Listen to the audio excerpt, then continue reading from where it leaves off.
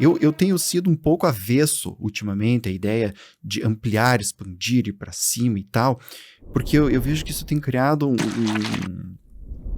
um lugar moral, sabe? Assim, que quem faz certas coisas é uma pessoa elevada e quem não faz é uma pessoa inferiorizada.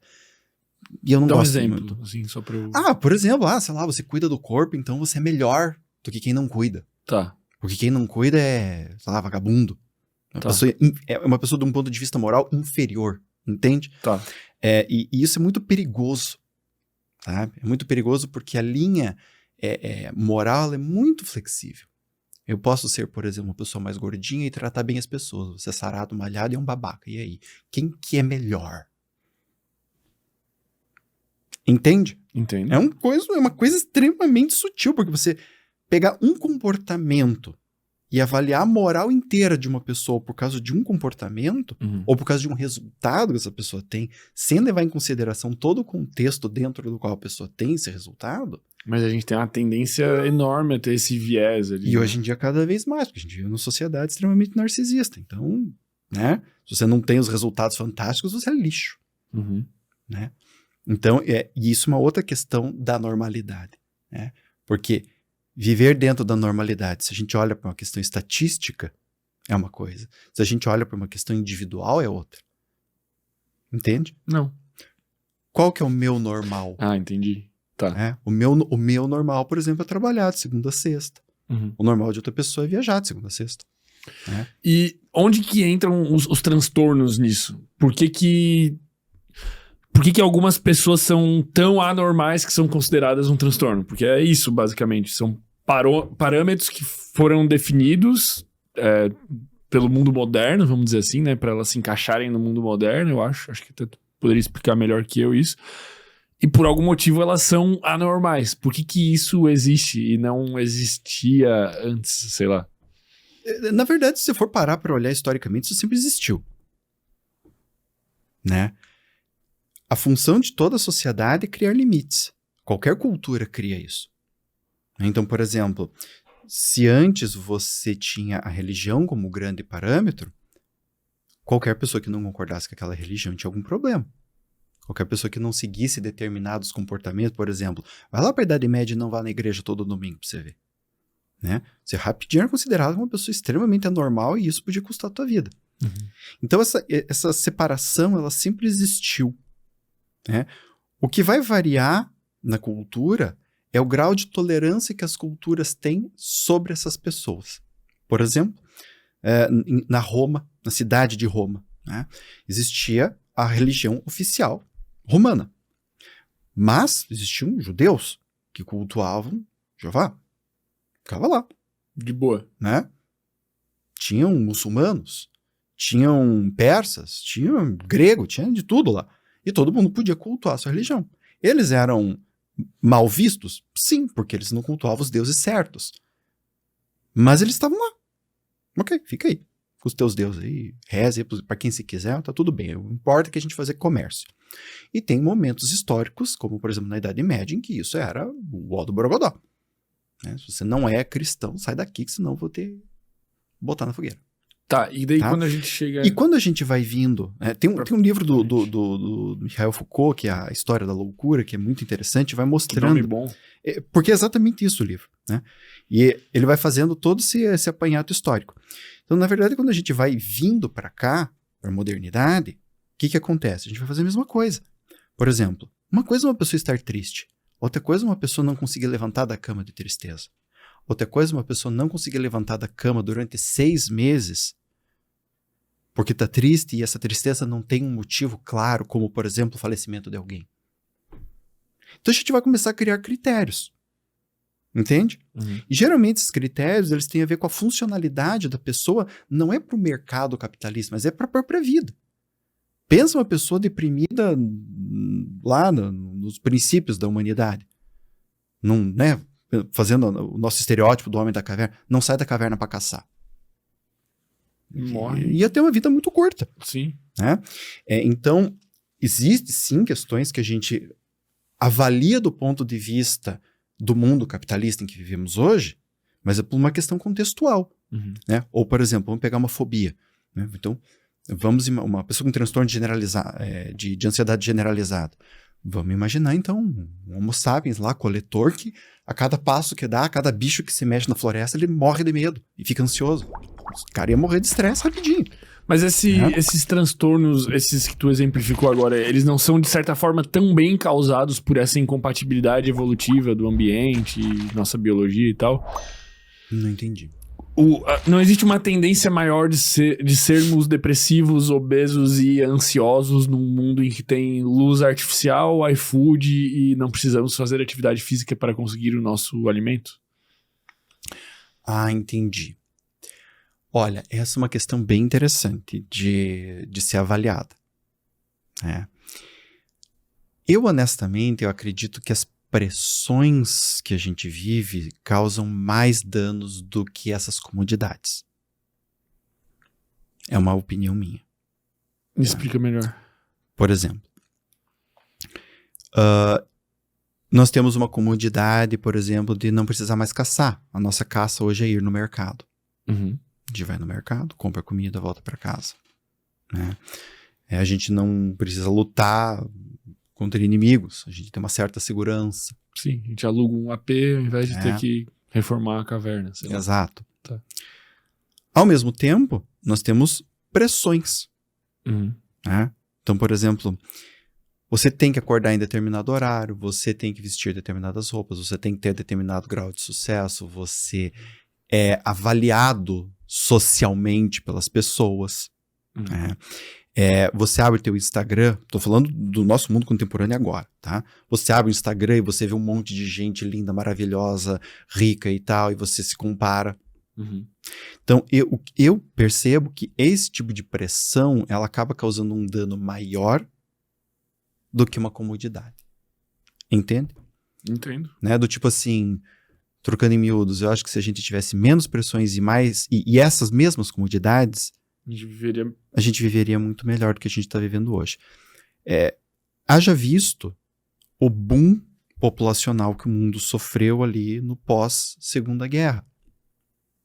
Era um mundo que a gente tinha muitas comodidades. Só que a gente não tinha tanta pressão. A gente tinha uma sociedade mais rígida, em termos de morais e costumes, Uhum. né? Porém, a gente sempre precisa lembrar, que hoje em dia rigidez é sinônimo de coisa ruim, que sociedades mais estáveis moralmente, mais rígidas moralmente, também são sociedades que produzem muito crescimento populacional e estrutural tecnológico.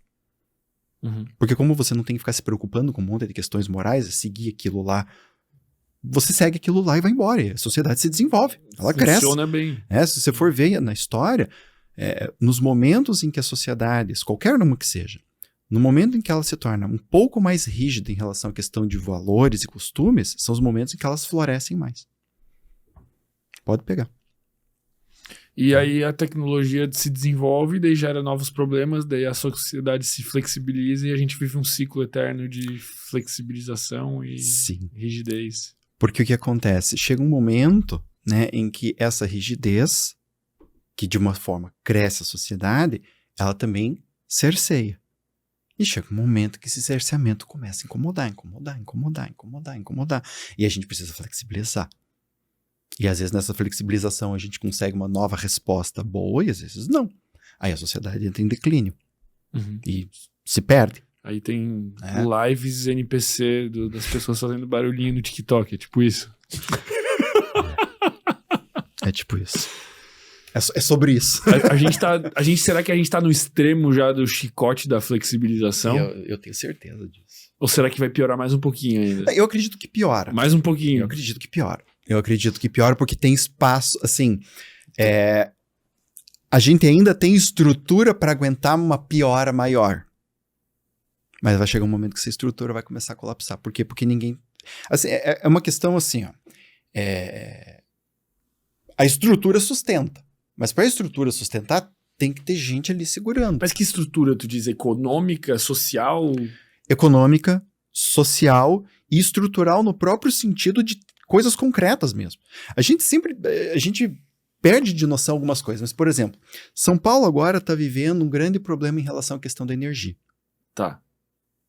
Quem é que falava sobre energia há pouco tempo atrás? Ninguém. Ninguém. Eu nem tava sabendo que tava rolando isso. Pois é. São Paulo teve lá uns apagão lá, que tá até agora, se eu não me engano, um monte de gente lá sem luz, há dias, semanas. O Rio de Janeiro também teve esse problema. Mas quem é que fala? Assim, quantas pessoas você vê preocupada com a qualidade das linhas de transmissão de energia? Nenhuma.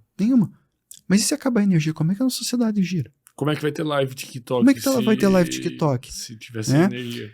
Por exemplo... Entendi. Caralho, cara, que raciocínio louco, velho. No Nordeste, tem cabos que vêm lá do Reino Unido, que uma das grandes funções é alimentar a internet aqui no Brasil. Está havendo um processo de dessalinização lá nos mares, não me lembro por conta do que, e esse processo pode danificar esses cabos. E a gente ficar, consequentemente, todo mundo sem internet, por exemplo. Né? Ou ter grandes prejuízos em relação à internet. Quem é que você vê se preocupando com esses cabos? Ninguém. Por quê? Porque nós somos uma sociedade de consumo. Sociedade de consumo não se preocupa com criar estrutura. Ela se preocupa em consumir. Só que quanto mais pessoas vão querendo consumir, menos pessoas vão querer fazer estrutura. E a estrutura vai sendo consumida. Até uma hora que deu merda. Até uma hora que não tem mais estrutura. Né? Entende o que eu quero dizer? Sim. Né? E aí a sociedade começa a quebrar. Tô falando de uma coisa concreta. Cabo de energia, cabo de internet, prédio, ponte. Sem falar nas questões morais, sociais. Aí a gente vai pra questão moral. Entendeu? Por exemplo, você pode falar... obrigado. Você pode, por exemplo, falar a respeito da sexualidade. Né? Então, você trouxe uma questão que ela é importante. Pô, mostrar o corpo, não mostrar, por que não mostrar e tal. Tudo bem, é uma questão interessante, uma questão relevante. Agora, se a gente flexibiliza demais isso, o que a gente tem? Nós temos uma sociedade que está voltando a ter sífilis. Sim. Tecnicamente falando, a gente está na era da informação. Nossa, temos inteligência artificial, né? Mas e daí? O que adianta? Eu tenho uma pessoa que não consegue usar uma camisinha porque não quer, porque tem pílula do dia seguinte, porque quem manda no meu corpo sou eu, tanto homem quanto mulher, não tô colocando aqui, entendo, não tô falando só da mulher, tô falando do homem, da mulher, ou a mulher com esse pensamento, o cara, mas sem camisinha é mais gostoso. Sim, sem camisinha é mais gostoso e mais perigoso. A gente tá voltando a ter sífilis, a gente tá voltando a ter caso de AIDS, a gente tá voltando a ter uma população jovem que tá cada vez mais engravidando. Num mundo num mundo que tem cada vez mais demandas, num mundo cada vez mais difícil, num mundo cada vez mais perigoso. E aí o que acontece? Isso vai quebrando a estrutura social. Tô falando agora de tecido social. Por quê? Meu amigo, porra, você pegar um cara e uma guria, tem 20 anos, se juntam, beleza, vamos casar e vamos criar uma estrutura familiar, vamos crescer profissionalmente, você cresce profissionalmente, quando a gente estiver mais estabilizado, a gente faz um filho. Esse filho é muito diferente de um casal que se juntou porque, sei lá, foram curtir o final do ano numa rave, transaram, tiveram um bebê e agora estão se juntando por pressão da família pra... Essa criança cresce diferente. Com toda certeza. E isso é estrutura social. E aí também, obviamente, a gente vai para a estrutura individual. Porque é claro que essa criança, né, que nasce ali numa família mais conturbada, vai sofrer mais do que uma criança que nasce numa família com mais estrutura. Aí, Kim, você está sendo preconceituoso, está falando que este modelo é melhor do que o outro. Eu não tô falando isso. Cara, tu tá falando, na minha opinião, tô falando a verdade, a realidade. Tu não tá... Não, eu não tô pirando, né? Claro, tem família que tem estrutura, e a estrutura social, no sentido de ter dinheiro e tudo, e é uma droga? Claro que tem. Sim. Com toda certeza que tem. Tem mãe solteira que cria um filho que é maravilhoso. Com toda certeza. Agora, aí a gente precisa fazer assim. Vamos pegar todas as famílias de mães solteiras. Vamos pegar todas as famílias estruturadas e vamos fazer uma avaliação psicológica de todos esses filhos e da saúde emocional dessas famílias. Aí a gente está falando de ciência. Entende o que eu quero dizer? Talvez até existam esses dados. Esses dados existem. Esses dados existem. Por exemplo, eu não sei aqui do Brasil, mas lá nos Estados Unidos, por exemplo, existe um dado, né, que mostra que filhos, né, de mães solteiras têm uma probabilidade né? Acho que 70% maior de se tornarem delinquentes e acabarem sendo presos. Caralho, é muita um troço coisa, absurdo. pô. É absurdo. E antes que venham me falar, você é preconceituoso, tá falando que a mulher não sabe cuidar direito. Não é isto. Estamos falando do quê? Da importância que tem de ter mais um cuidador. Gente, quem tá assistindo aqui e é mãe solteira, sabe. Ou pai solteiro, sabe. Cuidar sozinho de uma criança é foda. Porque a criança exige. E os pais... Se eu sou uma mãe solteira, um pai solteiro, eu tenho que trabalhar pra prover e ainda cuidar. Meu, é difícil. Uhum. É difícil. Então, o que acontece? Não tem como a criatura conseguir dar toda a atenção, todo o suporte emocional pra criança. Não tem como. É sobre-humano. Não tem como. Então, a falta de ter 2 ou mais cuidadores é muito grande, impacta muito. Uhum. Entende? E isso vai desembocar numa criança com mais problemas, com mais dificuldades, muitas vezes. O que tu acha que são decisões inteligentes de serem tomadas dentro desse cenário, assim? Dentro de tudo isso que tu falou que, cara, meu Deus, velho, tá meio que explodindo minha cabeça, assim, desse tecido social que tá se desfazendo, dessa estrutura que tá meio que colapsando, essa hiperflexibilização cultural. O que é um posicionamento inteligente pra quem tá aqui? Sim. Eu acho assim, ó. Isso é algo historicamente comum de acontecer, só que agora me parece, isso é um chute meu, porque obviamente a gente está vivendo isso, e esse chute ele só pode ser confirmado daqui a 50, 100 anos. A gente entrou num momento histórico ali na época dos Beatles, naquele momento ali em que a cultura hippie começou. Uhum. A gente entrou num movimento que revolução é bom. Uhum. E por que é bom? Porque é. Porque a gente tem que quebrar os paradigmas. Uma romantização da revolução, assim. Sim. E a gente tá quebrando tudo desde então. Só que quebrar não é construir. Quebrar é fácil, construir é difícil. Uhum. Então, sim, tem repressão sexual? Tem. Tem preconceito? Tem. Temos que lutar contra isso? Temos. Agora, eu entendo que um posicionamento inteligente é um posicionamento que leva em consideração as necessidades humanas, as necessidades emocionais humanas, as necessidades estruturais humanas. Então, não é só quebrar. A gente vai substituir pelo quê? Para dar conta dessas necessidades. Entende? Entendo. É porque muitas vezes essas pessoas que estão quebrando, elas nem sabem o que elas querem. Elas só querem quebrar. Uhum. Sim. Essa é a minha crítica a muitos movimentos revolucionários. Entende? Eu não vejo a revolução como como é que eu posso dizer? Como uma coisa moralmente superior. Eu vejo ela como uma coisa arriscada, né? E que ela precisa ser bem pensada. Eu não digo que ela é ruim também. Eu não digo nem que ela é boa, nem que ela é ruim. Uhum. Ela é um movimento. E muitas vezes um movimento extremamente necessário. Uhum. Agora, para ele ser um movimento eficaz, para ele ser um movimento bom, ele precisa levar em consideração essas coisas. Uhum. Tu saber o que tu vai pôr no lugar. Porque é mais importante o que eu vou construir do que eu vou destruir.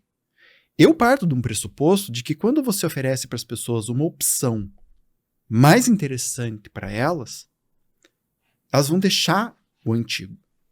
Uhum. Você não precisa nem quebrar. Elas vão largar o antigo e vão para o novo. O problema é esse. É oferecer algo concreto que dê conta da parte estrutural física, que dê conta da parte estrutural do tecido social e que dê conta da parte estrutural interna de cada um. Né? É isso que eu vejo como uma decisão inteligente. Né? Só que o problema é que muito da massa de manobra que tá junto ali, eles... Talvez alguém tenha ideia do que tá querendo fazer, mas a massa que tá ali, sei lá, assistindo o Globo e eles estão dando pauta pro discurso XYZ. Outro dia eu vi um vídeo, cara, que eu acho que eram 2 meninas se beijando num shopping, e daí eu nem vi o vídeo delas se beijando e tal, era só o segurança que pediu pra elas pararem de se agarrar de uma maneira completamente esdrúxula, que elas estavam se agarrando. E, cara, a menina, uma gordinha, gritando, cara, de uma maneira assim, cara, e o segurança, eu olhando aquele vídeo assim, eu pensando, cara, o que tá acontecendo, cara? Que revolta, o que ela quer destruir, cara? O cara não tava sendo mal educado com ela, o cara não tava reprimindo ela, o cara não tava nada, cara. Ele tava pedindo pra ela ter bom senso, porque tem criança no shopping, tipo uma parada assim. Cara, é uma revolta. Ela querendo destruir algo que ela nem sabe o que ela quer destruir, porque ela é manipulada por esse discurso. E aí tu entra num looping que essa narrativa se retroalimenta em relação à atenção e espaço dentro da própria cultura. Então tu vai pegar... Ela fez aquilo, né? Aí ela vai para um programa de TV porque aconteceu aquilo com ela. Sim. Então as pessoas assistem isso. Aí depois ela pega e faz um TikTok falando sobre o que aconteceu com ela. E de repente, ou qualquer outro caso, uma pessoa normal que se torna uma pessoa trans... uma pessoa que era cis se torna uma pessoa trans e de repente ela passa a ser o centro das atenções. Então, não necessariamente ela tinha um desejo, vamos dizer assim, verdadeiro. Eu tô flertando com o cancelamento aqui. Verdadeiro de mudar de sexo, etc e tal. Mas isso foi tão reforçado socialmente que ela acaba vendo isso como benéfico. Tipo, ela... Olha, eu fiz isso, eu chamo atenção. Cara, eu sou um garoto, eu me visto como garota, de repente eu tenho toda a atenção dos meus pais e da minha família. E todo esse reforço faz com que isso aconteça cada vez mais vezes, e tu entra num looping que se retroalimenta. E eles muitas vezes nem sabem o que eles estão fazendo. Eu não tô louco. Não, assim... Parcialmente louco. Deixa eu colocar assim... Eu tava até falando isso com o Gabriel ali anteriormente. Qualquer movimento... assim, que começa a agrupar pessoas, ele gera um sentimento de pertencimento e de identidade. A nossa sociedade, e isso não é de agora, a nossa sociedade é uma sociedade narcisista. Quando a gente fala isso significa o quê? Isso significa que o narcisismo é a consequência. Como assim a consequência? A consequência, porque, veja, ninguém nasce narcisista, né? Uhum. É um transtorno, por exemplo, transtorno de personalidade narcisista, um transtorno que a pessoa vai desenvolvendo ao longo da vida. Uhum. Envolve questões ambientais, envolve questões genéticas, envolve questões, né, do próprio comportamento da pessoa. Então, o transtorno de personalidade narcisista é a consequência de uma história de vida. Uhum. Então, nós temos uma sociedade assim. Então, quando a gente fala isso, o que acontece? O poder é a moeda de troca do narcisista. Então, o narcisista precisa de poder. Uhum. Ele não fala, ele grita. Ele não pede, ele impõe. Eu vou impor a minha vontade. Esses arrobos que a gente vê, de qualquer lado que seja, eles refletem muito isto. E isto gera esse sentimento de identidade, gera esse sentimento, né, de poder, empoderamento. Então, quando isso que você está falando tem a ver com isso daqui. Né? Às vezes a pessoa está sentindo que ela tem poder, a pessoa está sentindo que ela tem um lugar, a pessoa está se sentindo pertencente ao grupo, ela está sentindo que ela é alguém. Às vezes aquela pauta não é tão importante para a pessoa, mas esses outros sentimentos sim. Por quê? Porque na história do narcisista faltou muito isso. Faltou afeto verdadeiro, faltou alguém dando atenção, faltou alguém olhando para essa pessoa, sobrou gente fazendo ela entender que ela só valia alguma coisa se ela entregasse resultado. Aí o que acontece? Quando ela entra nesse lugar, ela se torna essa pessoa. E ela não vai abrir mão disso nem dentro.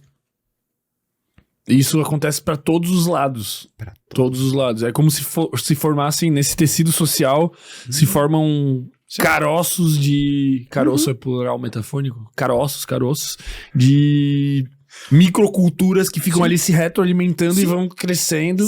E as pessoas estão presas nisso e é isso. Sim, para te ajudar a sair do cancelamento, né? Vamos pegar, por exemplo, o mundo empresarial. Tá, isso me ajuda. As pessoas que vivem na bolha do empresário, elas olham para quem é assalariado com desdém. CLT. E tudo são bolhas. Sim. A Né? bolha da alta produtividade. Alto desempenho, alta produtividade. A bolha né? dos espiritualizados. Nossa, essa é Foda, essa pô. é tensa, cara. Essa, olha, eu vou ser bem sincero, eu trabalho com um público, assim, bem narcisista, mas assim, olha, quando entra nessa esfera é muito mais difícil, porque assim, quando você trabalha, por exemplo, com um empresário narcisista, ele ainda pode ter uma quebra narcísica que é, por exemplo, perder dinheiro. Uhum. Mas quando você trabalha com uma pessoa que lida com espiritualidade, ela pode justificar aquilo ad eternum. Cara, sim, e aí, velho. não, Poucas e aí coisas assim, na vida olha, me irritam mais que isso, não cara. tem escapatória. Assim, é aquilo e pronto, não. E uma desculpa aqui, uma desculpa lá, uma desculpa aqui, uma desculpa lá, e pá, não sei o que, não sei o que eu continuo sendo foda.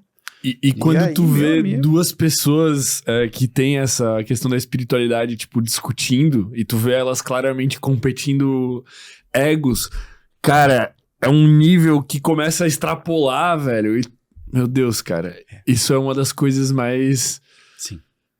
esquisitas de se assistir. Sim. Tudo que envolve poder, de alguma forma, você vai encontrar pessoas narcisistas, em maior ou menor grau. Hoje, espiritualidade é um tema que tá na moda e tá dando dinheiro, então tem muita gente migrando pra lá. Saúde mental é outro. Muito louco esse papo, né? Dá uma olhada no nosso canal, cara. A gente já teve com um neurocientista, psicólogo, médico, psiquiatra, filósofo, astrólogo. Tenho certeza que tu vai gostar.